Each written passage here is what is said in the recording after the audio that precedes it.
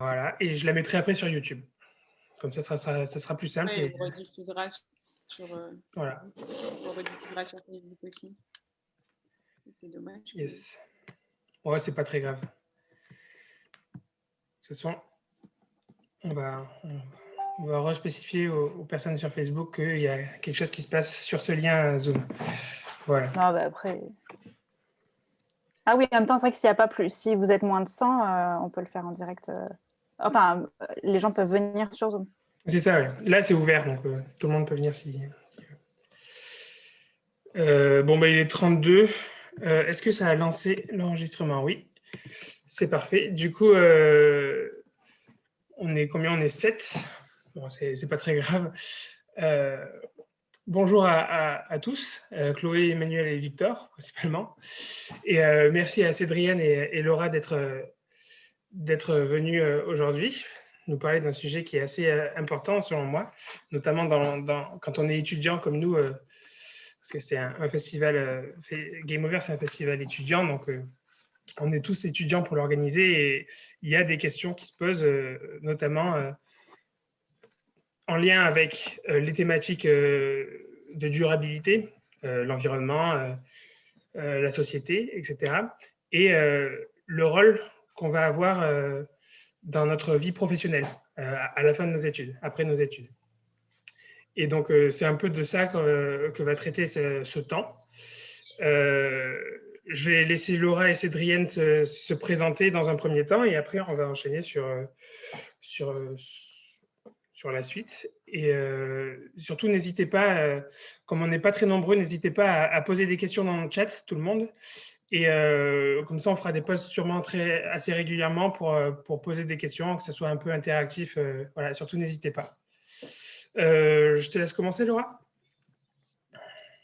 Allez, avec plaisir. Et puis, merci à toute l'équipe de Game Over et de Together for Earth et à Théo particulièrement pour tous nos échanges qui étaient déjà très, très riches de cette rencontre avec Cédriane, parce qu'effectivement, c'est un écosystème et je vais vous parler un peu que de ça d'ailleurs à chaque fois que j'aurai la parole, parce que c'est à la fois cette richesse du collectif qui fait que les choses bougent, et c'est à la fois uniquement par ces ponts-là que vous avez, enfin, c'est par là que vous avez le plus de chances de trouver un job, donc clairement collectif. Rapidement, mon parcours, j'ai fait... c'est pendant que je faisais des études il y a 15 ans que j'ai réalisé, que j'ai pris conscience des enjeux, notamment climat. Comme plein de gens, j'ai eu la chance de grandir dans un confort qui faisait que je n'avais pas réalisé que le monde allait aussi mal, en dehors des messages un peu flippants à la télé de temps en temps, mais c'était encore loin. Et puis, quand j'ai commencé mes études, j'ai réalisé qu'en fait, j'avais aussi une responsabilité autant qu'un pouvoir, et qu'en fait, ça allait être nécessaire pour moi que ce soit au cœur de mes activités, parce que je ne voyais pas comment garder un engagement sur un temps perso et citoyen et faire autre chose sur mon temps professionnel. Et du coup, c'est dès ce moment-là, du coup en 2005, que toutes les activités que j'ai faites ont toujours été sur ces questions-là. Ça m'a permis de tester des métiers autant que des secteurs et des types de structures différents. J'ai bossé dans le privé, j'étais responsable développement durable chez Alinea, le meuble et déco. J'ai travaillé chez Greenpeace où j'ai fait de l'animation de réseau. J'ai travaillé dans une petite boîte qui s'appelle Bilom qui fait des sacs en bâche pour faire de la communication. Je suis rentrée chez Zero Waste France, mais qui ne s'appelait pas encore Zero Waste France à l'époque, où j'ai fait aussi de l'animation de réseau professionnel. On a cofondé Réseau Vrac pour reporter le développement du vrac et des épiceries et tout ça en France. Depuis 2017, j'étais au conseil d'administration d'Enercop. Et en fait, toutes ces activités, à chaque fois, étaient différentes sur le fond et sur la forme, à la fois sur les enjeux et les thématiques, et puis même sur la manière dont moi, j'allais agir dessus. Et clairement, il y a eu des moments où j'étais vraiment où je me disais, mais là, c'est là où tu es bien, où tu fais bouger les choses, et à d'autres moments, et particulièrement à des moments de plaidoyer politique au ministère quand il fallait parler des questions d'incinération ou de décharge. Là, j'étais beaucoup, beaucoup moins à l'aise.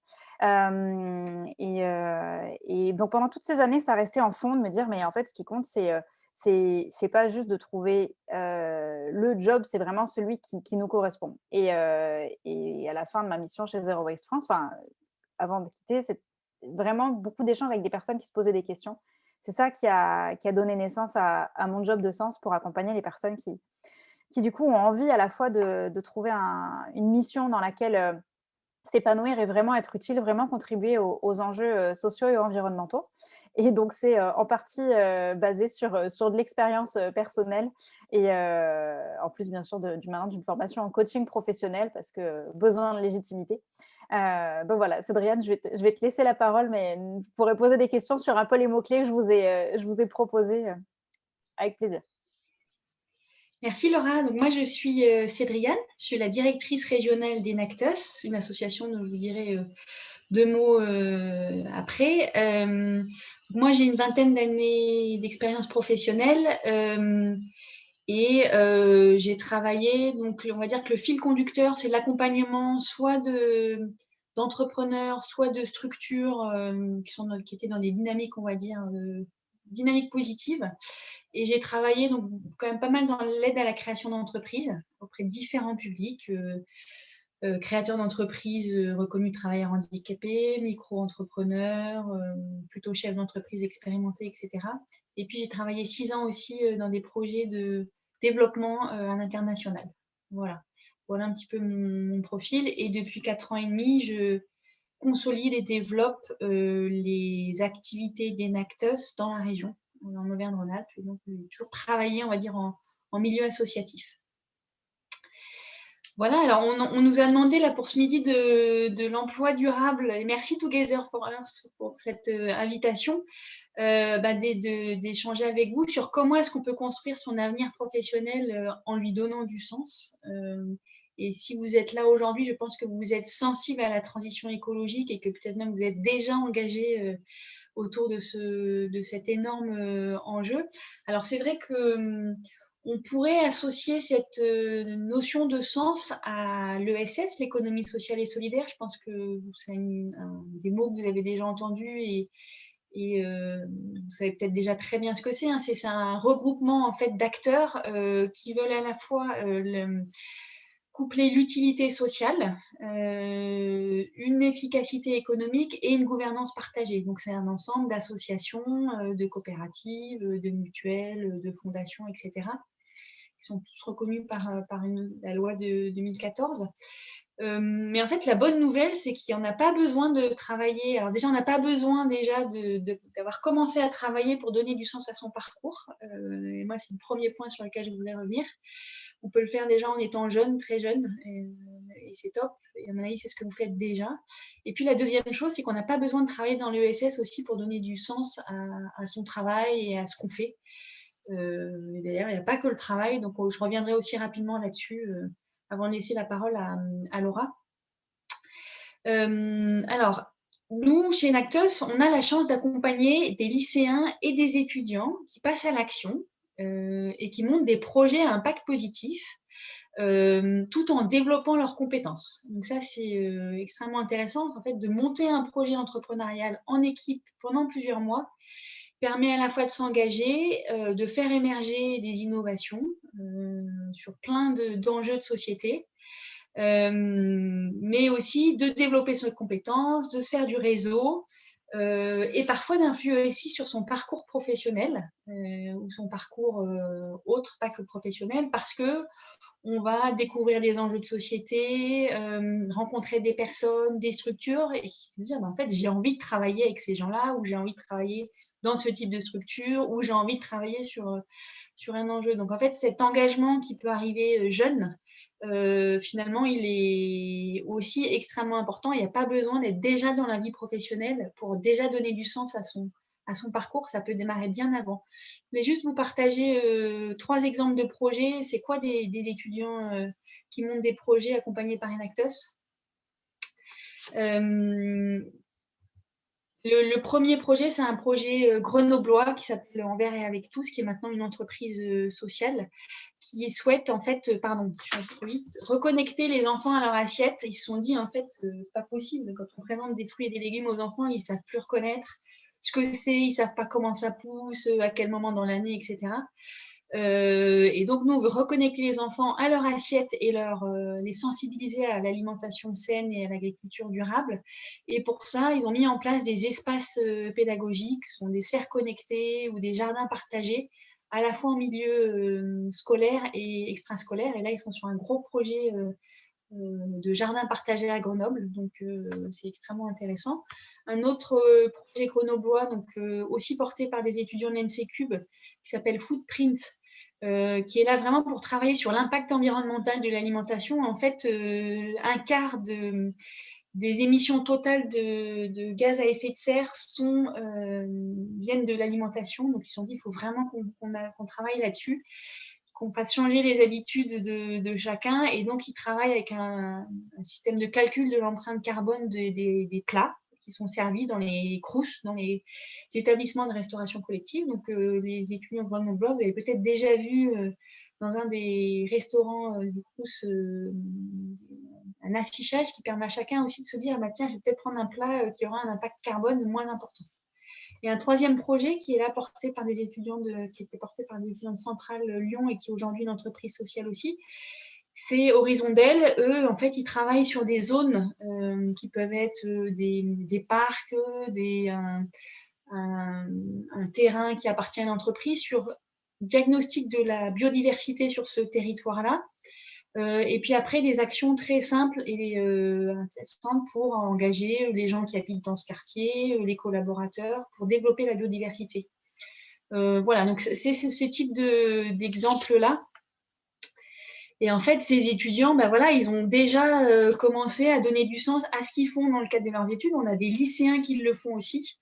Et ça, c'est extrêmement intéressant. Et ça construit plein de choses. Au-delà de s'engager, ça construit plein de choses pour son propre parcours, que sont un réseau, des compétences, de la confiance en soi, découvrir des secteurs, des acteurs, peut-être aussi ce qu'on n'a pas envie de faire en découvrant un certain nombre d'acteurs. Donc voilà, donc il n'y a pas besoin de commencer à travailler pour mettre du sens à son parcours. Ça, c'était le premier message que je voulais vous faire passer. Et le deuxième, c'est qu'il n'y a pas besoin de travailler dans l'ESS pour donner aussi du sens à ce qu'on fait. Nous, par exemple, dans tous nos événements Enactus, on essaie de mélanger des entrepreneurs sociaux, parce que nous, on est vraiment sur l'entrepreneuriat social, des experts, des anciens étudiants Enactus, mais aussi des collaborateurs d'entreprises partenaires, des professionnels très variés qui vont venir en fait apporter leurs compétences, leur expertise, leur expérience au projet monté par ces jeunes. Et en fait, il y a aujourd'hui quand même de plus en plus d'entreprises qui développent leur mécénat et un engagement sociétal, et donc qui appuient des associations comme Enactus. Et c'est une belle façon aussi pour les collaborateurs de ces entreprises qui ont peut-être un métier assez classique, et bien de participer aussi à ces projets à impact positif et de donner du sens aux compétences qu'ils vont avoir en analyse financière, en des compétences commerciales. Voilà, donc ça, c'est extrêmement intéressant. Il y a aussi des personnes qui travaillent dans des grands groupes et dans des entreprises qui deviennent aussi aujourd'hui intrapreneurs. Et ça, c'est une façon aussi, on peut dans certaines entreprises porter des projets à impact environnementaux ou sociaux au sein de son entreprise et être vraiment dans une posture entrepreneuriale de créer un service, un produit, une action qui n'existe pas et qui va avoir un impact positif. Il y a plein aujourd'hui de collaborateurs. Alors, il y a des entreprises qui favorisent ça, d'autres pas, mais ça n'empêche pas d'essayer de faire bouger les choses en interne aussi et du coup de mener des actions extrêmement porteuses de sens et extrêmement intéressantes. Et puis, ce que je voulais dire aussi, c'est qu'on peut avoir un boulot assez classique, pas porteur de sens, sans impact positif au niveau environnemental ou social, mais être engagé à côté aussi à titre personnel. Et on peut avoir un boulot très classique et être super engagé auprès d'un projet ou d'une structure qui fera sens aussi pour soi. En fait, l'idée, c'est bien montrer qu'en fait, les choses ne sont pas prédéterminées. Déjà, c'est pas parce que vous avez été étudiant engagé que vous aurez un boulot super engagé avec beaucoup de sens. Et c'est peut-être pas grave. Il y a peut-être des moments où vous aurez un boulot avec du sens. Et puis, pour des raisons personnelles, aussi de vie, quelques années après, vous aurez un boulot plus classique et puis vous reviendrez à un boulot qui a plus de sens plus tard. Que les envies changent aussi et que cette question du sens, elle peut arriver à certains moments, être liée à des rencontres, mais que voilà, tout le monde n'est pas obligé d'être engagé à 20, 25 ans et c'est des choses qui peuvent arriver plus tard, liées à des contextes, à des gens qu'on rencontre, à des envies. Et en fait, on a, et vous encore plus que nous, vous allez changer plusieurs fois de métier. Et en fait, se dire que tout est possible au boulot, en dehors du boulot, à certains moments de sa vie, peut-être pas toute sa vie, et que c'est ça que vous allez construire aussi. Et je pense que Laura reviendra là-dessus, c'est il faut aussi que ça vous, comment dire, que ça vous convienne à ce moment-là de votre vie. Et ce que je trouve intéressant, c'est justement que nos vies ne sont pas linéaires, nos envies changent, les rencontres arrivent. Et que cette question du sens, elle peut arriver à plein de moments et de plein de façons différentes, à titre professionnel, à côté aussi d'un boulot. Et je trouve que ça, c'est quand même assez enthousiasmant. Voilà ce que j'avais envie de transmettre. On pourra peut-être revenir sur certains points. Voilà, mais finalement, tout est ouvert et c'est ça que je trouve positif. Merci beaucoup, Cédrienne. C'est vrai que on n'a pas encore aujourd'hui trop de recul, forcément, et c'est important de se poser ces questions aussi, et aussi essayer de relativiser en disant que rien n'est marqué dans le marbre, jamais rien n'est marqué dans le marbre, tout est évolutif, quoi. Tu prends la suite, Laura? Oui, alors du coup, Cédrienne a parlé de plein de choses. Alors je réfléchis sous quel angle là ça peut être utile pour vous. Un point que j'ai trouvé assez, qui ressort beaucoup quand on... Alors, on accompagne, donc, mon job de sens, en bref, c'est un parcours de bilan de compétences qui est dédié à l'emploi dans la transition écologique et solidaire. Et ça fait 4 ans qu'on accompagne du coup des gens qui ont globalement entre 22 et 62 ans. Après, forcément, le public étudiant, il y a 2 enjeux. Déjà, c'est que quand on n'a pas beaucoup travaillé, c'est un petit peu difficile de faire un bilan de compétences. Théoriquement, il faudrait juste reprendre la fiche descriptive des études que vous avez faites et puis voir les compétences in fine que vous avez. Mais ce qu'on se rend compte, c'est que chez un public étudiant, ce qui s'est souvent produit, c'est qu'on a été très sage. C'est qu'en fait, on a été très sage jusqu'au jour où on est diplômé et que là, on se dit, bon, alors en fait, j'ai fait un bac parce que c'est ce qu'on m'a un peu conseillé de faire, j'ai fait des études machin parce que c'est un peu ce qu'on m'a conseillé de faire, je suis allée au bout. Et puis, j'ai 23, 25 ans ou 20, enfin, j'ai entre... Et qui je suis et qu'est-ce que j'ai envie de faire moi. Et c'est dingue le nombre de personnes, c'est peut-être pas votre cas et tant mieux, et franchement, vous avez de la chance, mais il y en a plein qui sont dans ce cas-là. Et alors parfois, c'est super parce qu'il y a des gens qui disent, voilà, moi j'adore le côté explorer les objets, bidouiller, j'ai fait des études d'ingénieur, donc quoi que j'ai envie de faire, il y a quand même plein de choses qui sont possibles autour d'une activité qui va être concrète, même si c'est pour faire ébéniste par la suite, en vrai, ça peut matcher. Mais parfois, ça peut vraiment, vraiment bloquer. Donc, des gens qui nous disent, voilà, je viens de commencer à travailler, ça fait 1 an, 2 ans, je suis dans une grande boîte, je fais du marketing. Mon but, c'est de vendre un maximum de pots en plastique remplis de crème tous les jours. Ouais, à côté de ça, j'entends qu'il y a des étudiants dans la rue qui ont des difficultés pour se nourrir. J'entends qu'on a 10 ans pour renverser la tendance sur les changements climatiques. Mes pots de crème, ça commence à me poser un sérieux problème là. Et qu'est-ce qu'on fait quand on en est à ce stade-là? Du coup, un des premiers points, c'est d'arriver à identifier tout ce qui est positif. Parce que quand on ne va pas bien, en pro ou en perso, on a aussi souvent tendance à vouloir tout virer ensemble. Et en vrai, dans une situation négative, il y a forcément quand même des éléments qui peuvent être satisfaisants. Et quand on prend le temps de décomposer les différents éléments qui composent une situation, on peut arriver à construire quelque chose par la suite. Exemple, cette personne qui travaille dans une grosse boîte en marketing pour vendre un certain produit a aussi une équipe, a aussi un trajet pour aller bosser, a aussi une rémunération, un manager, enfin bref, tout un contexte autour qui fait que parfois on se dit non mais en fait ce que je supporte pas c'est surtout le manager. C'est quelqu'un qui est négatif, ou j'ai jamais de reconnaissance, ou j'ai pas l'impression qu'il me fait grandir, que je progresse. Bon, c'est quelque chose. Peut-être qu'il y a déjà avec quelqu'un d'autre pour accompagner votre évolution, ça peut être beaucoup plus agréable, même si au final le produit que vous vendez ne vous parle pas. ou à l'inverse, de se dire, en vrai, le marketing, c'est le fait de comprendre, de se dire qu'on a un service qui peut changer le monde et on a besoin de trouver les mots pour toucher des gens qui seraient vraiment intéressés et pour qui dont ça pourrait changer la vie. Donc, le marketing, c'est pas forcément vendre un maximum de trucs inutiles à des gens. On peut le voir avec cet angle-là et souvent on vient nous voir en nous disant qu'on le voit comme ça et on dit mais c'est des méthodes, c'est des compétences, il y a une manière de faire. Donc, essayez de décomposer un peu les éléments, à la fois si vous êtes déjà en poste ou si vous n'êtes plus, ou vous n'êtes pas encore en poste, pour vous dire qu'est-ce qui est important pour moi. Et là, ça casse un petit peu le fonctionnement que vous aviez jusqu'ici, parce que probablement on vous a dit, tu fais telles études, tu apprends ça, et puis tu vas choisir un job. Déjà, c'est eux qui vont te choisir, en fait, parce que c'est quand même l'employeur qui a la stature et la force. Et ce qu'on oublie, c'est qu'en fait, dans beaucoup d'entreprises aujourd'hui, des grosses et des petites, aussi bien grands groupes que start-up, ou même les associations, il y a énormément de turnover. Il y a énormément de jeunes qui rentrent dedans et qui, au bout d'1 an, 2 ans, max 3 ans, disent bon, ça ne me va plus, je change. Parfois, c'est ça ne me va plus, je change. Mais parfois, c'est juste je change. J'ai fait le tour de la question, j'ai envie de vivre autre chose.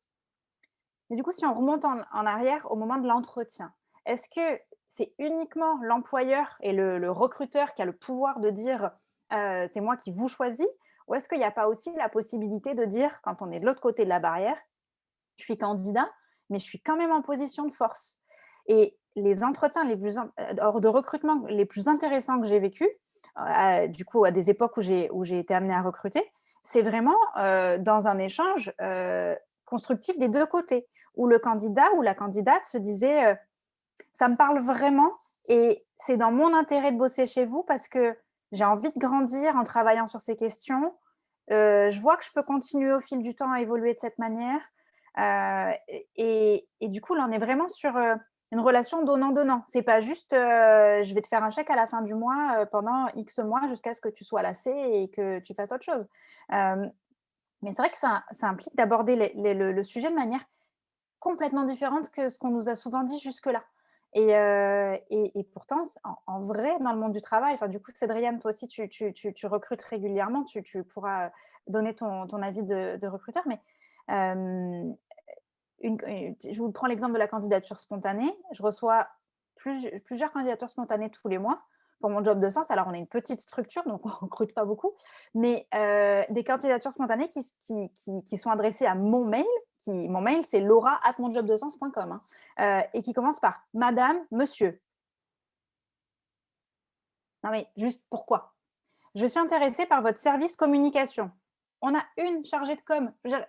On n'a pas de service com. Enfin, et en fait, des choses comme ça qui sont déconnectées de la réalité. Je me dis, mais vous avez passé du temps à faire une pseudo-candidature spontanée, mais pourquoi vous faites perdre du temps à tout le monde. Alors que de temps en temps, des personnes qui m'écrivent juste un court message sur LinkedIn et qui disent, franchement, ce que vous faites, c'est intéressant parce que ça répond vraiment à un besoin, on le ressent. Et moi, je fais ça, j'aime faire ça.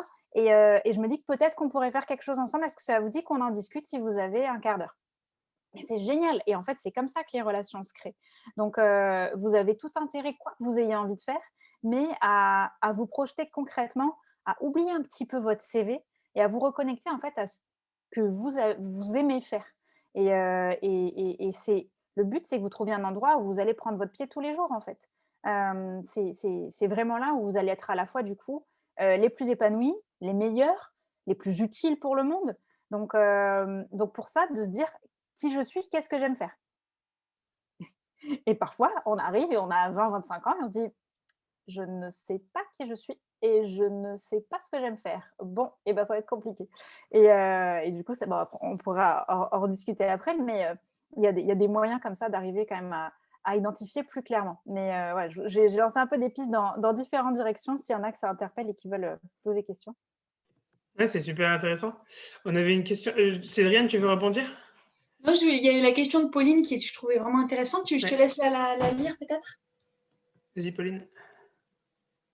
Oui, Du coup, je disais que aujourd'hui, le sens, c'est un peu à la mode, on en entend parler un peu partout.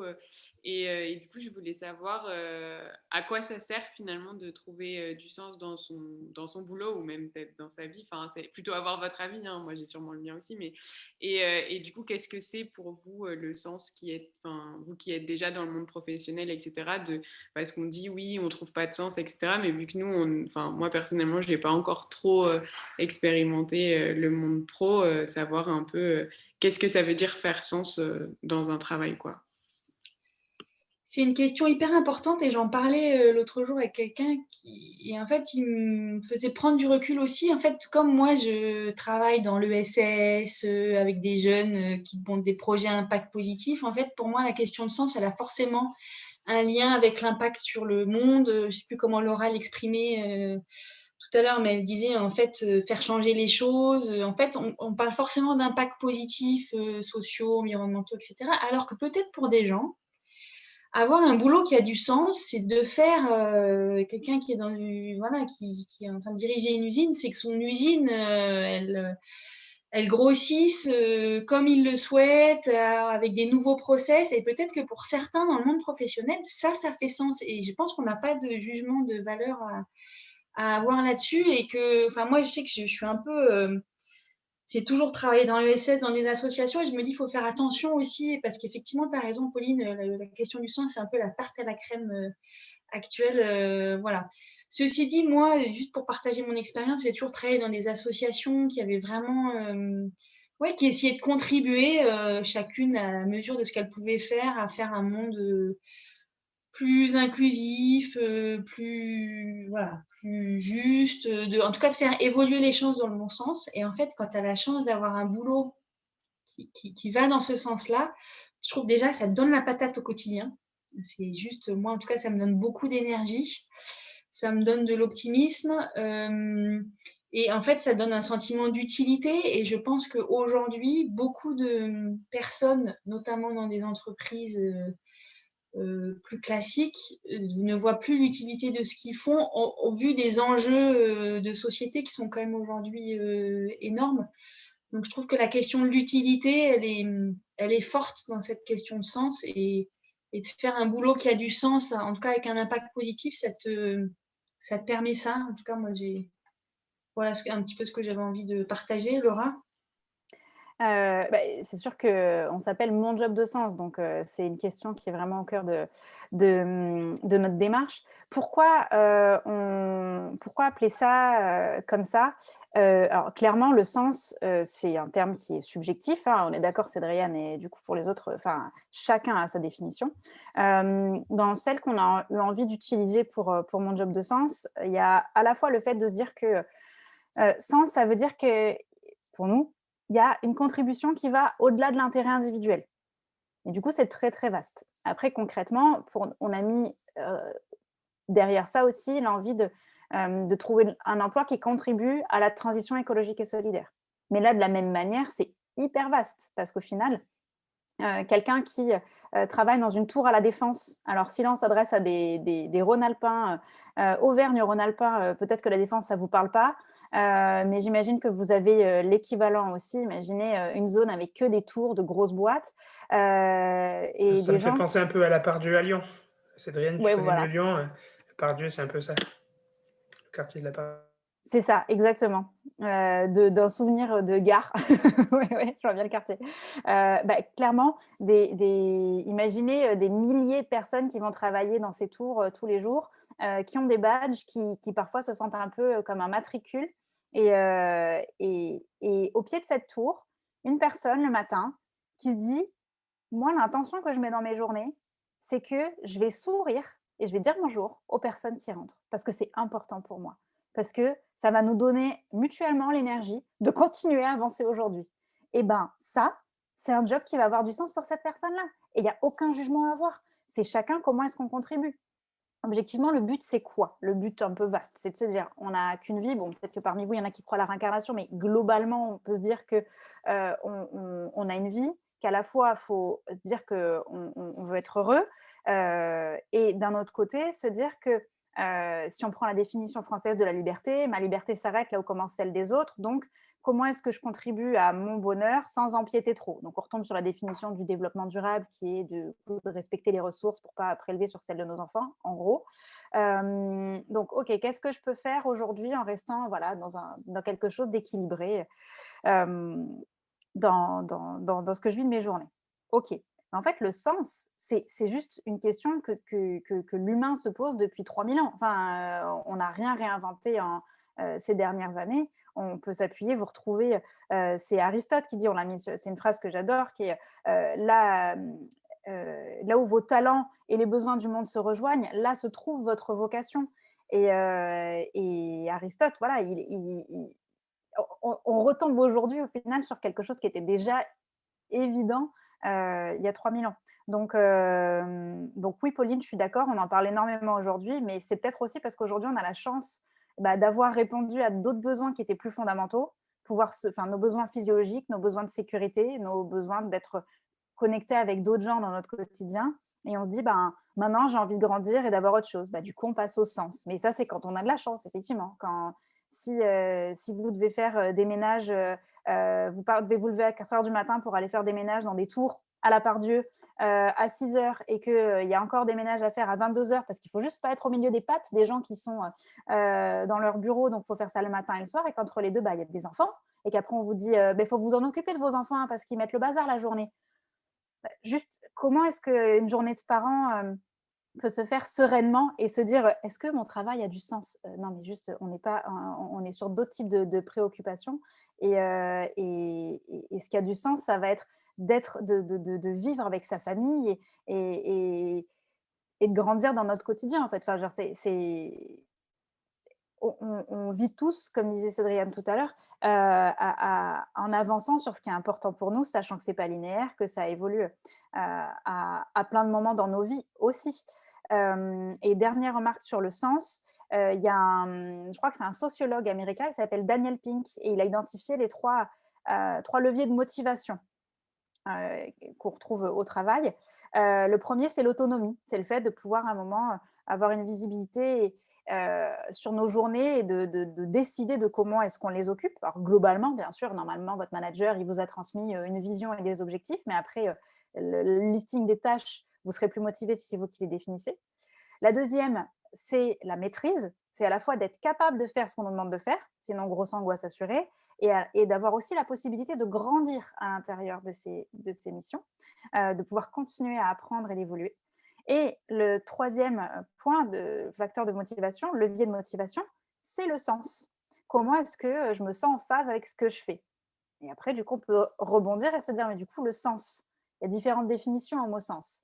Il y a la direction, sur quelle ligne poursuit ce que vous êtes en train de faire. Il y a la signification, qu'est-ce que ça veut dire vraiment. Et le troisième, c'est le côté sensoriel.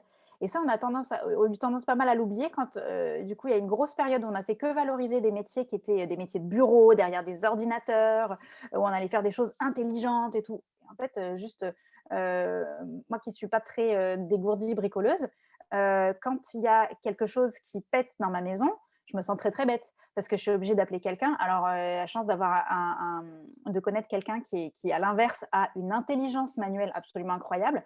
Et du coup, je pense que c'est important de remettre les choses à leur place. Et aussi, pendant le premier confinement, tous les soirs à 20h, on applaudissait des personnes qui faisaient vraiment avancer, enfin, qui faisaient tenir notre société dans cette période où tous les gens derrière des ordis étaient bloqués à la maison. Je pense on est un peu en train en ce moment de rebattre les cartes sur les métiers et de voir que les métiers dans lesquels on va s'épanouir et qui doivent être valorisés aussi, c'est ceux qui font tenir tout le monde, qui répondent aux besoins de la société les plus larges. Donc, nos besoins physiologiques, d'avoir quelqu'un qui gère, qui produit de quoi manger. Et puis après, il y a la production dans les champs, on va dire. Et puis, il y a la transformation, il y a le déplacement. Tous ces métiers-là indispensables, du coup, forcément, ils recrutent énormément. Et dans l'ESS, aussi bien que dans les entreprises traditionnelles. Et il y a même plein de formes associatives qui se développent. Il y a tous les métiers qui vont être autour de l'assainissement. Parce que l'assainissement, on n'est pas juste sur la question des déchets, on est aussi sur des questions de santé. Si effectivement, on se retrouve avec des poubelles qui s'amassent devant chez nous, à des époques de grandes pandémies, avant aujourd'hui, c'est aussi comme ça que se transmettaient les maladies. Donc, c'est pour ça honnêtement, c'est pour ça qu'on tire la chasse avec de l'eau potable. Mais il y a plein de solutions qui sont plus écologiques, qui sont en train de revenir de plus en plus sur ces questions-là. Je ne vais pas vous faire le panorama global des métiers de la société de la transition, mais en tout cas, ils ne sont pas forcément derrière un ordi, ils ne sont pas forcément estampillés environnement comme les consultants environnement ou les responsables développement durable. Et il y a plein de pistes qui recrutent à tout niveau de qualification. Peut-être pour compléter la réponse à Pauline, c'est vrai qu'on sent que là, les jeunes ont vachement envie d'avoir un boulot qui a du sens. Et du coup, ce qui est intéressant, c'est de voir qu'en fait, les trajectoires ne sont plus celles qui étaient celles d'avant et que moi, j'en vois plein là passer chez Enactus. Avant de bosser, je vais aller faire un tour du monde pour ou je vais aller faire du woofing. Enfin, je trouve qu'il y a plein de choses aujourd'hui qui se construisent aussi différemment. Et puis, je me projette plus dans une grande entreprise pendant plusieurs années. Je trouve qu'il y a plein de choses qui changent. Après, une des difficultés quand on a, ça peut être une difficulté quand on a un boulot qui fait sens, c'est de mettre des limites à ça. En fait, pour caricaturer, tu peux avoir un boulot hyper passionnant parce que justement plein de sens. Et du coup, avoir du mal à trouver un équilibre, vie pro, vie perso. En tout cas, moi, ça a été une de mes difficultés. J'ai eu la chance d'être toujours avoir des boulots qui ont du sens. Et du coup, tu n'as jamais envie d'arrêter. Parce que c'est passionnant, parce que tu es avec des gens passionnés. Nous, en plus, on est avec des jeunes et c'est vrai que c'est juste génial. Ça te donne une énergie, tu n'as pas besoin de vitamines, quoi.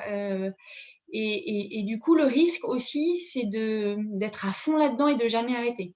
Donc, on n'en parle pas souvent. On dit toujours il faut un boulot qui a du sens, mais c'est une des vraies difficultés. Et des burn-out dans le SS et dans des boulots passionnants, il y en a plein, on n'en parle pas beaucoup. Ça commence à. Voilà.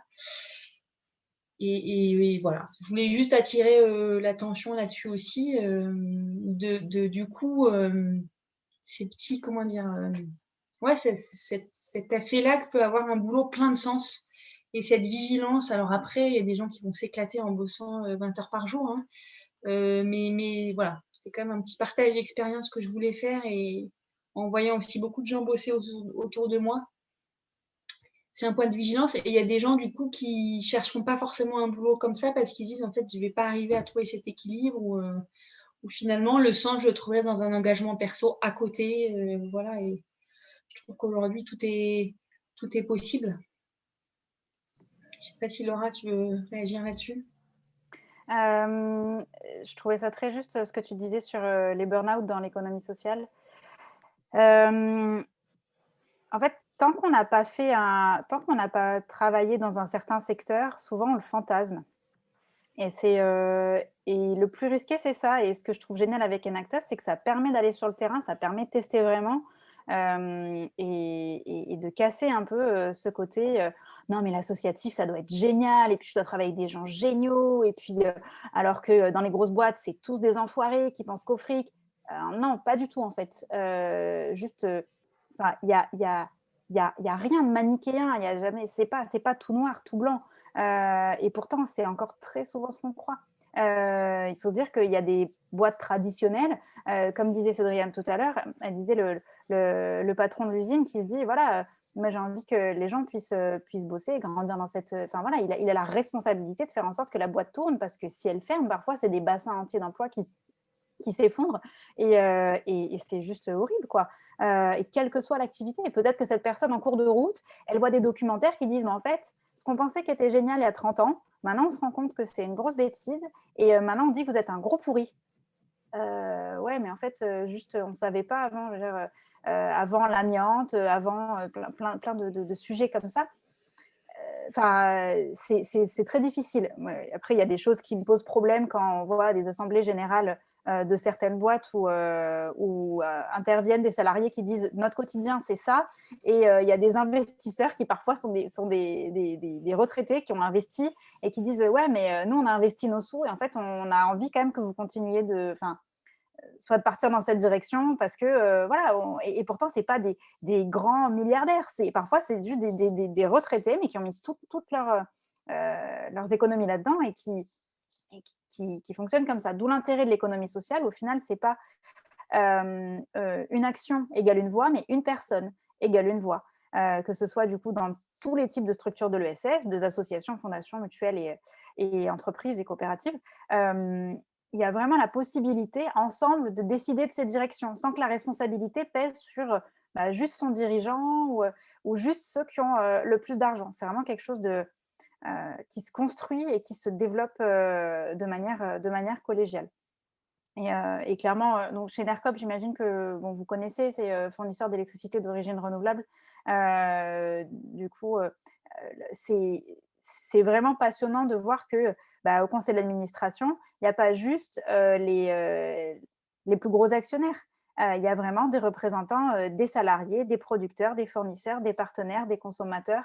Et quand les consommateurs, moi du coup j'étais au collège consommateur, pouvaient donner leur opinion sur l'évolution de la grille tarifaire, à un moment, c'est quand même des sujets qui sont clés, qui sont collégiaux.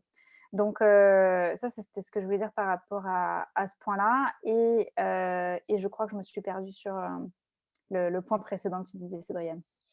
En fait, je parlais aussi du fait parfois de se perdre, pas de se perdre, mais de vivre un déséquilibre en fait quand tu es dans un boulot plein de sens. Que ça peut avoir des effets secondaires. Voilà, c'est pour ça que je parlais de burn-out ou parfois d'être dans une petite structure sous-staffée où tu n'as pas beaucoup de moyens et donc il faut travailler énormément en fait pour mener les actions d'une association. Voilà, et en fait, au-delà du sens, c'est aussi de trouver une structure qui nous correspond en termes de fonctionnement, de taille, d'environnement de travail, en fait, on peut se retrouver parce qu'on a cette question de sens hyper forte de dire ouais, je veux quelque chose de super utile. On peut aussi se retrouver parfois dans des structures qui sont plus ou moins bien organisées. Dans l'ESS, ça s'est extrêmement professionnalisé et aujourd'hui, la plupart des structures sont professionnelles, mais on est parfois aussi dans des petites associations avec pas beaucoup de moyens, avec une frontière bénévolat salarié un peu flou, voilà, avec peu de moyens matériels, etc. Et donc, au-delà du sens, c'est aussi, je trouve, l'environnement de travail qui est important. Alors ça, c'est compliqué quand on n'a pas commencé à bosser, en fait, quand on n'a pas beaucoup d'expérience professionnelle, de se dire, en fait, qu'est-ce qui me correspond en termes d'environnement, de type de relation, même de lieu physique, etc. Mais c'est des choses, je pense, qui s'acquièrent aussi après au fur et à mesure. Et toutes les découvertes que vous pouvez faire en tant qu'étudiant, en faisant des stages, en montant des projets, en rencontrant des structures, vont vous aider aussi à affiner ce qui est important pour vous et là où vous vous sentez bien. Je pense qu'il faut aussi pas mal faire appel à son intuition au-delà de la question du sens aussi sur ce qui nous convient en fait. Bon, pardon, je suis partie un peu dans un autre sens, mais j'avais envie d'exprimer ça. Est-ce que maintenant, une fois que ça c'est établi, est-ce qu'on a des outils méthodologiques aujourd'hui pour arriver vraiment à cibler Est-ce que vous m'entendez? J'ai un bug. Ouais. Théo, on n'a pas entendu. Ouais, ma question qui fait suite à tout ça, c'est est-ce qu'aujourd'hui on a des outils méthodologiques pour arriver justement à faire faire cette espèce de diagnostic sur qu'est-ce que j'ai envie de faire, qu'est-ce que je sais faire, comment j'ai envie de le faire, etc. J'avais vu, Laura, à un moment donné, dans une autre conférence, tu parlais d'ikigai. Je ne sais pas si ça en fait partie. Si tu peux nous en dire deux mots. Oui, bien sûr. Clairement, cette histoire de méthode et d'outils, j'ai mon job de sens, c'est ce qu'on a développé depuis 4 ans. Hein.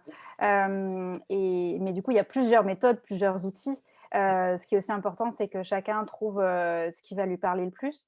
L'approche de l'ikigai, pour ceux qui ne connaissent pas ce terme, ça nous vient du Japon. En fait, sur l'île d'Okinawa, il y a ce qu'on appelle les super centenaires. Donc, super centenaires parce que c'est des personnes qui vivent globalement, enfin, il y a une moyenne d'espérance de vie qui est très, très haute. Beaucoup de personnes qui vivent au-delà de 100 ans, mais surtout dans de très, très bonnes conditions, aussi bien physiques que mentales. Et donc, beaucoup d'experts et de scientifiques et de spécialistes sont allés regarder là-bas ce qui pouvait être la cause du coup, de ce super centenarisme. La conclusion, c'était que toutes les personnes en fait, qui habitent sur l'île, alors bien sûr, ils ont une alimentation qui est, un régime alimentaire avec moins de protéines animales qu'à d'autres endroits, enfin très peu de viande, aussi bref, de poisson, etc. Mais en dehors du coup de ce qu'ils mangent, ils ont tous une activité dans leur quotidien qui correspond à la place qu'ils ont dans la communauté. Il y a les personnes qui s'occupent des personnes âgées, il y a les personnes qui s'occupent des enfants, des personnes qui s'occupent du potager, d'autres de la cuisine. Et cette activité, c'est vraiment leur responsabilité vis-à-vis des autres. Et au final, on pourrait dire que du coup, cette responsabilité fait qu'ils n'ont pas le droit de mourir. Donc, ils ne meurent pas. Donc, ils ont plus de 100 ans. Alors, bien sûr, ça, c'est une boutade, mais en tout cas, cette activité correspond à la fois à des choses qu'ils aiment faire et qu'ils font bien, pour lesquelles ils sont doués. Et en plus, ça correspond vraiment à un besoin de la société. C'est pas juste, tiens, j'adore faire du bilboquet et puis je fais ça super bien. Oui, bon, après, la nécessité par rapport à la société est un petit peu plus limitée. Donc, le bilboquet ne correspondra pas à un ikigai. Par contre, le fait d'être au potager, ça va être peut-être pour des personnes qui aiment faire des choses minutieuses, voir quelque chose qui grandit, aimer faire quelque chose de ses mains, plein de motivations. Et derrière, on voit clairement l'utilité de la chose. Et derrière aussi, pouvoir être rémunéré pour ça.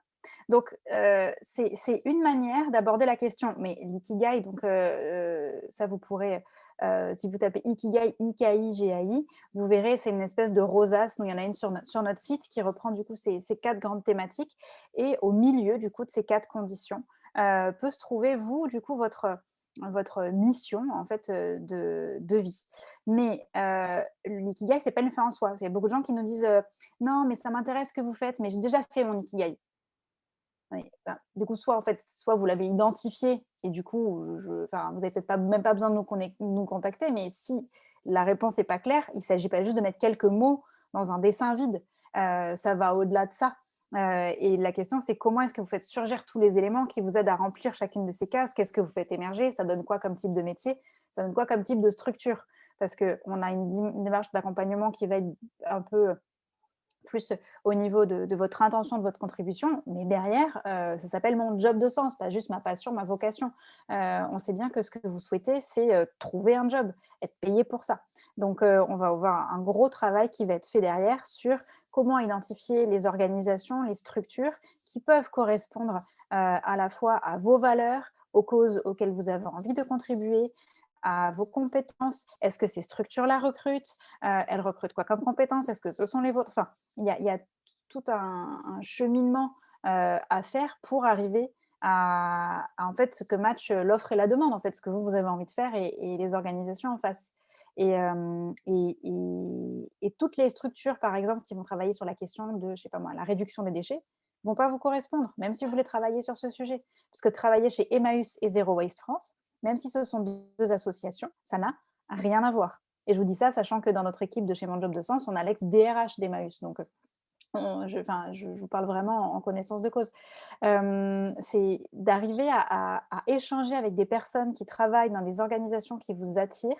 Ce sera quand même une étape clé pour savoir si vous pourriez vous y plaire, si potentiellement ils pourraient avoir besoin de vous, si les valeurs vont matcher. Et ça se fait dans l'échange. Donc, par des actions comme Enactus, et même déjà juste en échangeant avec des gens, en sollicitant des entretiens. LinkedIn, pour ça, c'est magique. Enfin, vous vous rendez compte, vous tapez un nom et vous voyez si vous connaissez des gens qui bossent là-bas. Donc, c'est quand même juste fantastique. Et ça, il faut vraiment s'en servir. C'est comme ça que ça va se faire. Le marché caché de l'emploi est gigantesque. Pardon, vas-y, Cyril. Oui, non, je vais dire vive LinkedIn, en fait. C'est vrai que n'hésitez pas à contacter les gens en leur disant, voilà, j'aimerais échanger avec vous pour en savoir plus. Je pense que c'est hyper facile aujourd'hui de faire ça. Alors les gens ne vous répondent pas forcément, mais quand même, je trouve que ça peut marcher. Si vous arrivez avec une demande claire et un peu précise. Claire, et puis il faut se dire que essayez pas de contacter direct le président d'Emmaüs ou la directrice de Zero Waste France. Il y a des personnes qui sont sursollicitées et qui risquent de vous répondre négativement. Et il y a plein d'autres personnes qui seront très contentes de répondre positivement à votre demande parce que c'est toujours agréable quand on s'intéresse à vous, qu'on vous demande de parler de votre boulot et que arrivez pas juste direct en mode donnez-moi quelque chose. Enfin, c'est le créer l'échange, donner envie de comme si vous deviez rencontrer, enfin vraiment faites-le comme vous l'auriez fait dans la vraie vie, quelqu'un vous croisez et vous dites tiens, est-ce que vous seriez d'accord pour qu'on discute, pas forcément très longtemps et sous le mode que vous préférez, en présentiel, par téléphone, en visio, peu importe. Mais voilà, créer des liens parce que comme vous allez, si là, du coup, aujourd'hui, ça s'intéresse vraiment à un public d'étudiants apparemment, donc vous avez sans doute peu d'expérience professionnelle. Et du coup, sur votre CV, il y a quoi? Il y a juste les études que vous avez faites et parfois des stages, mais c'est forcément très limité. Alors qu'en fait, vous êtes beaucoup plus. Vous êtes beaucoup plus riche que juste ce qui est écrit sur votre CV. Enfin, c'est terriblement réducteur, un CV, c'est affreusement triste. Alors que vous, les sujets qui font que vous vous levez le matin, le fait que vous soyez quelqu'un de, je sais pas, vous pouvez être quelqu'un d'extrêmement sociable ou d'extrêmement minutieux ou quelqu'un qui adore résoudre des problèmes, ou ça, ce sont vos forces. Et le fait que la personne en face puisse se dire, ah, mais en fait, j'imagine bien s'occuper de développer notre communauté, c'est un besoin qu'on a, on n'y avait pas pensé, mais là, en échangeant avec cette personne, je me dis, tiens, ouais, ce serait super. Et puis, c'est vrai que nous, on est plutôt à l'ancienne, on ne maîtrise pas tous les réseaux sociaux, peut-être que ça pourrait être bien. Mais c'est comme ça le monde réel. Enfin, on n'est pas juste sur une fiche de poste qui est souvent une lettre au Père Noël. On est sur... Enfin, les gens, s'ils bossent avec vous, ils vont passer 7 heures par jour avec vous. Donc, il faut qu'ils vous supportent et que vous les supportiez. Donc, il faut se rencontrer, voir si on a envie de travailler ensemble. Enfin, c'est comme ça que ça se crée des opportunités professionnelles. Je ne sais pas, Cédriane, toi, comment tu recrutes dans le SS? Alors là, en ce moment, on est obligé de faire pas mal de choses par visio et c'est pas du tout la même chose. On aime beaucoup moins. Voilà, oui, je pense que ces rencontres-là, elles sont importantes. On essaie de mettre en lien aussi quand on a des postes. Nous, on recrute aussi pas mal de jeunes en mission de service civique. Donc, on essaie de mettre en lien aussi ceux qui postulent avec ceux qui ont été sur la mission parce qu'en fait, c'est important aussi d'avoir le regard de quelqu'un qui a été sur la même mission auparavant. Parce que moi, je peux dire des choses, mais je trouve que c'est intéressant d'échanger avec quelqu'un qui a fait ça. Voilà, et ouais, je pense que la rencontre, elle est importante. Après, nous, on a la chance d'avoir un partenaire pédagogique qui s'appelle Assess First, qui fait en fait on propose du coup à ceux qui postulent de faire ces tests qui s'appellent Shape, Drive et Brain. Enfin, on prend que les deux premiers, de voir un petit peu, et ça permet de mettre en avant ce qui nous motive, la façon dont on fonctionne, ce qui va nous donner de l'énergie, etc. Donc ça, c'est toujours intéressant. C'est pas un outil de prise de décision, mais de connaissance de soi qui permet après des échanges dans l'entretien. Donc ça, c'est intéressant. Voilà. Mais oui, je pense que la rencontre, elle est extrêmement importante. Et alors, je vois, Laura, qu'il y a une question pour toi. Comment se passe l'accompagnement, le bilan de compétences de mon job de sens? Quelle durée? Quel format? Quel coût? Ok, l'accompagnement, du coup, c'est on va dire un bilan de compétences enrichi. C'est-à-dire que le bilan de compétences en soi, c'est un outil, mais qui, selon moi, est limité dans l'aboutissement. Donc, on s'est dit qu'on allait aller plus loin, mais bon, ça n'empêche pas qu'il s'appelle quand même comme ça. Donc, si vous avez fait déjà un bilan de compétences, ça reste différent parce que notre souhait, c'est vraiment que les personnes puissent trouver leur place dans la transition. Du coup, ça dure 12 semaines. On va alterner entre du collectif et de l'individuel parce qu'on croit que c'est important d'avoir une approche qui va être personnalisée, individualisée. Et en même temps, il est juste hyper dommage de passer à côté de l'intelligence collective. Rencontrer des gens qui se posent un peu les mêmes questions que vous, qui vont pouvoir vous comprendre et vous soutenir. Parce que parfois, dire à ses proches, en fait, je suis cadre dans une grosse boîte et là, j'ai envie de quitter mon CDI. Pardon, mais pourquoi? Alors que du coup, les personnes avec qui vous êtes en groupe peuvent dire, bah oui, je comprends, effectivement, par contre, c'est hyper flippant pour telle et telle raison. Enfin bon, on se sent vraiment compris. Il y a aussi des formats qui vont être, donc ça, c'est du coaching professionnel en collectif, en individuel, en plus qui va permettre de faire une phase d'introspection. Cédriane parlait de tests qui sont utilisés. Nous, on utilise un autre, mais c'est la même intention. C'est vous aider avec un outil très simple à mieux vous connaître et à savoir sur quoi focaliser votre attention. L'outil qu'on utilise, nous, il s'appelle le Gallup. G-A-2-L-U-P, ça veut dire le galop en anglais. Et c'est pour identifier vos 5 forces les plus présentes dans votre quotidien. Donc, on n'est pas là pour parler de compétences, on est là pour parler de force, de talent, de comportements que vous allez avoir qui sont naturels. Et dans des périodes où ça ne va pas et où on se cherche, pouvoir concentrer notre attention sur des points précis, ça aide à reconcentrer notre énergie au bon endroit. Parce qu'en fait, quelqu'un qui identifie ses faiblesses et qui se dit « je vais travailler très dur pour être moins mauvais là-dessus », ben, il sera moins mauvais là-dessus. Sauf qu'il aura passé du temps, de l'énergie, et être juste moins mauvais, ce n'est pas très, très motivant. Alors que quand on a déjà des facilités sur certains sujets, soit dans notre relationnel, soit dans notre manière de creuser des sujets, de mener des projets, d'influencer, et qu'on a ces facilités, qu'on travaille dessus, on va devenir excellent. Et alors là, par contre, c'est vachement plus motivant. Et puis, ça devient vraiment des traits de personnalité qu'on a envie de valoriser dans nos candidatures, dans notre petite description LinkedIn, enfin, vraiment dans notre quotidien. Donc, c'est un point très, très fort de notre parcours, la découverte des talents et comment les utiliser. Et derrière ça, comme on a vraiment cet enjeu autour de la contribution aux enjeux de société, on va avoir des modules qui permettent de mieux les comprendre. Donc, à la fois, on a des entretiens avec des personnes qui viennent de ces secteurs-là, de l'économie sociale, qui ont des métiers particuliers. Là, par exemple, on avait en février, on avait Benjamin Borel, qui est le fondateur de Pain et Partage, qui est un réseau de boulangerie solidaire qui est basé à Marseille et qui travaille avec des fournisseurs de farines qui vont être bio. Enfin, bref, qui est une vraie dynamique de territoire. C'est pas juste vendre du pain, c'est une association d'insertion. Enfin bref, multiples choses. Donc, découvrir des activités pour comprendre l'écosystème aussi de l'économie sociale et globalement de la transition. Hier, on a fait un échange avec Sophie Roland, c'est l'ancienne journaliste de chez France Télé. Donc, elle avait un métier, on va dire, traditionnel, enfin, dans une structure, enfin, vous connaissez tous. Et maintenant, elle fait du journalisme de solutions. Donc, c'est une approche particulière qui permet vraiment de souligner des solutions, mais ce n'est pas juste positif ou militant. L'approche, c'est vraiment de se dire, on va aller regarder une solution qui existe, on va aller la décortiquer pour comprendre à la fois où est-ce qu'elle pourrait être, est-ce qu'elle répond vraiment à l'enjeu, est-ce qu'elle est réplicable et quelles en sont les limites. Donc, il y a une réelle démarche d'investigation et bon, bref, ça se développe énormément en ce moment.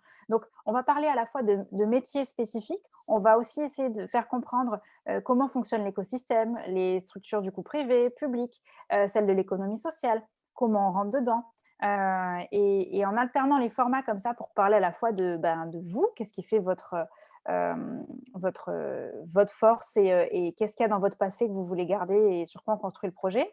Et puis aussi, du coup, une phase d'exploration pour aller regarder, mais du coup, le secteur, il a besoin de quoi, il recherche quoi. Et après, d'aller faire converger les deux en allant faire des expériences sur le terrain. Donc, si vous êtes étudiant, ça peut être une mission comme avec Enactus. Et de pouvoir donner lieu à un vrai plan d'action qui vous correspond. Donc, ça dure 12 semaines.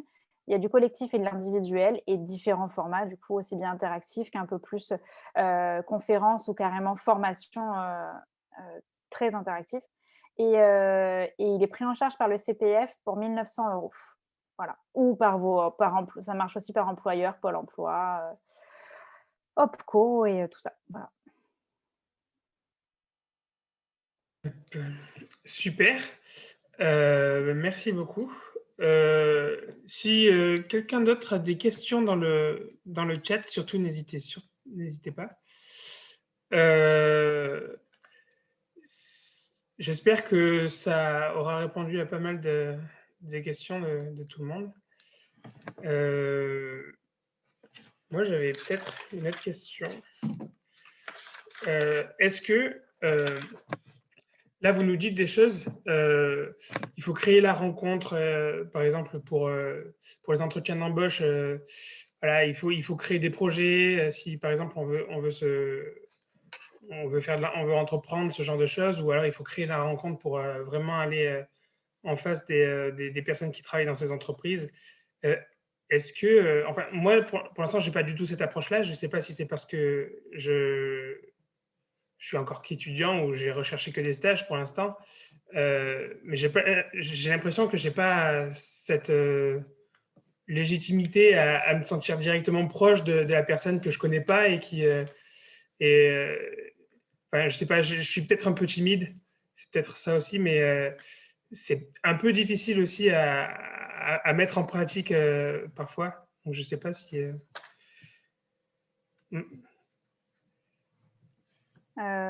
Cédriane, tu pourras donner aussi ton retour.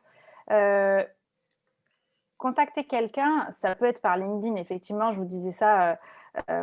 Si vous dites je rêve de travailler chez Emmaüs, je vais contacter quelqu'un de chez Emmaüs, mais en vrai, ça peut très bien se faire juste par mise en relation directe. En vrai, on se dit toujours, mais j'ai pas de réseau parce que j'ai pas un classeur avec plein de cartes de visite à l'intérieur. Mais en vrai, votre réseau, ça commence par juste votre cercle le plus proche.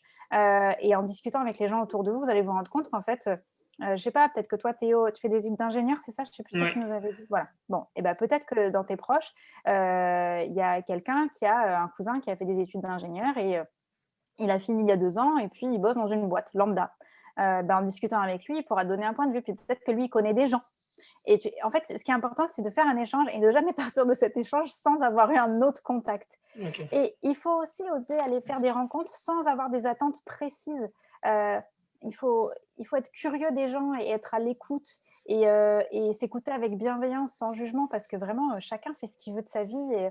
Mais du coup, il va te parler de la boîte dans laquelle il bosse et puis peut-être de ses partenaires et de ses clients ou des fournisseurs. Et dire ah bah toi tu t'intéresses, je sais pas moi, aux imprimeries écologiques. Un matin j'en ai entendu parler d'une, s'appelle l'imprimerie Villiers, il est à tel endroit et tout.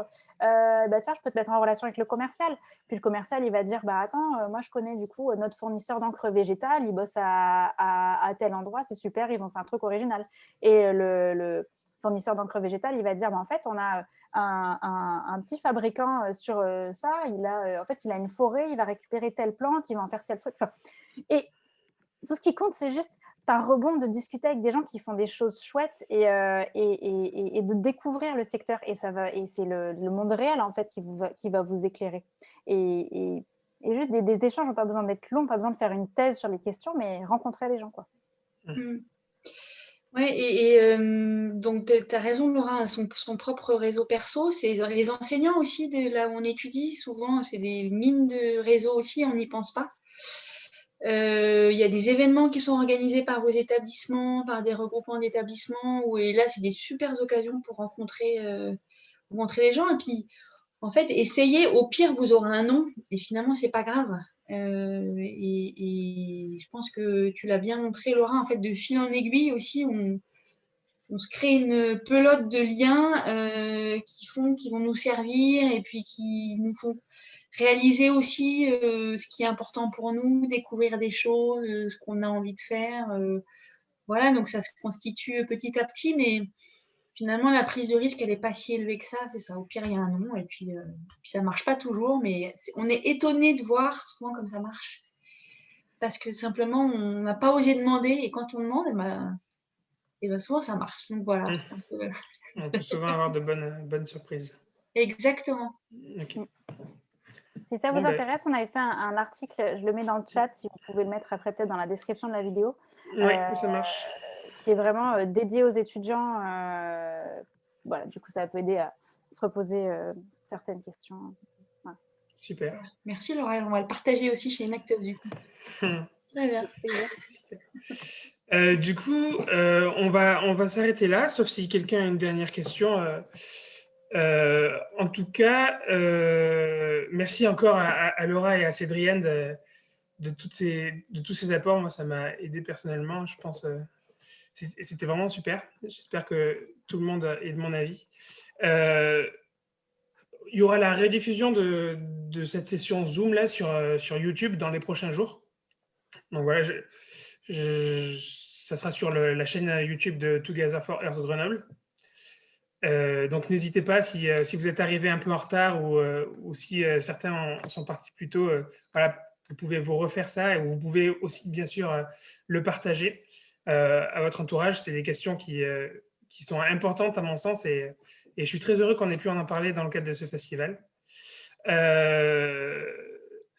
Ensuite, cet après-midi, pour rester dans le cadre du festival, cet après-midi, on a une intervention de Sea Shepherd, qui est une ONG qui parle de la protection des mers, en gros, sur les thématiques de la surpêche, etc.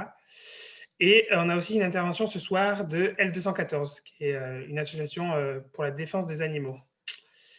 N'hésitez pas à venir et encore merci beaucoup à toutes les deux et à tout le monde. Bonne fin de festival. Merci. Merci beaucoup. Oui, avec plaisir. À bientôt. Au revoir.